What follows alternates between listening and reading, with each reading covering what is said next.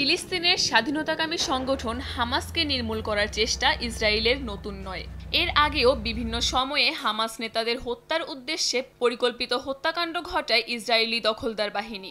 অতর্কিত হামলায় হামাসের সামরিক নেতা ইয়াহিয়া আয়াশ থেকে শুরু করে এ পর্যন্ত হামাসের 5 জন গুরুত্বপূর্ণ নেতাকে হত্যা করেছে ইসরায়েল, যার সবগুলোই ছিল গুপ্ত হামলা।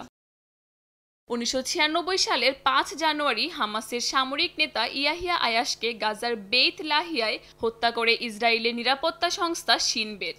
ইয়াহিয়া আয়াশের ফোনের কথোপকথন রেকর্ড করার মাধ্যমে অতর্কিত এই হামলা চালানো হয় ইসরায়েলি এই সংস্থাটির নির্দেশে। ইসরায়েল হামাসের প্রতিষ্ঠাতা ও ধর্মীয় নেতা শেখ আহমেদ ইয়াসিনকে বেশ কয়েকবারের ব্যর্থ হত্যা চেষ্টার পর 2004 সালের 22 মার্চ মিসাইল ছুড়ে তাকে হত্যা করে।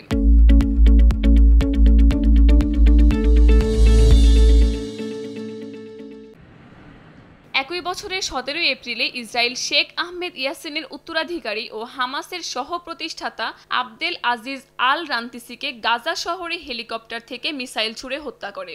গত বছর অক্টোবর থেকে ইসরায়েলি বাহিনী গাজায় হত্যাযজ্ঞ চালানোর পাশাপাশি হামাস নেতাদের হত্যা চেষ্টা অব্যাহত রাখে। এবছর 2 জানুয়ারি হামাসের জ্যেষ্ঠ নেতা সালেহ আল আরোরিকে লেবাননের বৈরুতে ড্রোন হামলার মাধ্যমে হত্যা করে।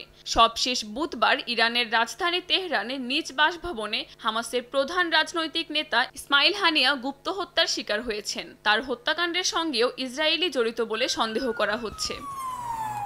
কাকুলি আক্তার, সময় সংবাদ।